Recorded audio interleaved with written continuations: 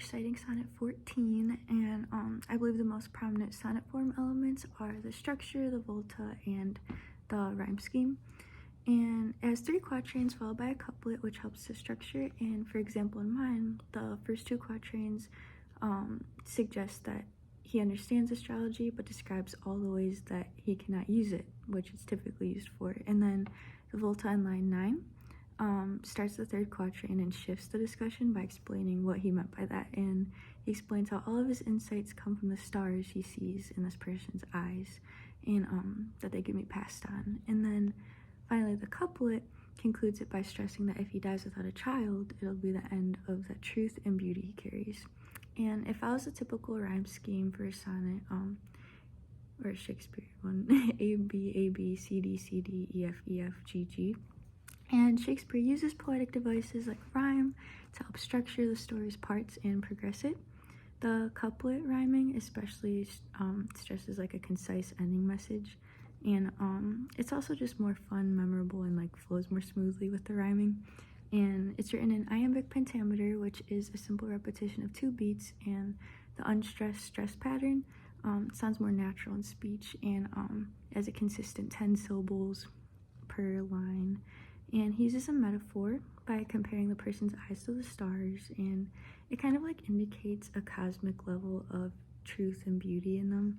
And an anaphora is used in lines 5 and 7. One starts with nor can I, and the other one starts with or. Like, it represents a continued thought as he continues to list more and more ways how typical astrology is not where he gets his knowledge from. And then the most prominent alliteration I noticed was in the final couplet. He has thee, this, and doom and date.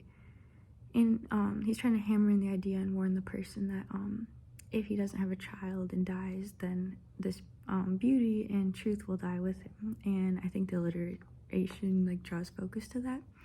And I didn't just choose this because it was the first poem. I actually find astrology to be really entertaining, and I thought it was cute and like romantic that he saw stars in a future in this person's eyes, and the only thing he was certain of is how special this person's existence was. And I think the premise is true, that the future is unpredictable, we can't control it, but you can meet someone that when you look in their eyes you see hope for a future. And I can also kind of relate to loving someone so much that you want them to live on, and I can see that people live on through their children and the way they act.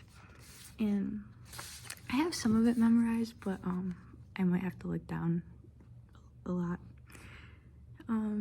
So it goes, not from the stars do I my judgment pluck, and yet methinks I have astronomy, but not to tell of good or evil luck, of plagues or dearths or seasons' quality, nor can I fortune to brief minutes tell, pointing to each his thunder, rain, and wind, or say with princes if it shall go well. But I oft predict that I in heaven find, but from thine eyes my knowledge I derive. In constant stars in them I read such art, as truth and beauty shall together thrive, if from thyself to store thou wouldst convert, or else of thee this I prognosticate, thy end is truth and beauty's doom and date. That's the end.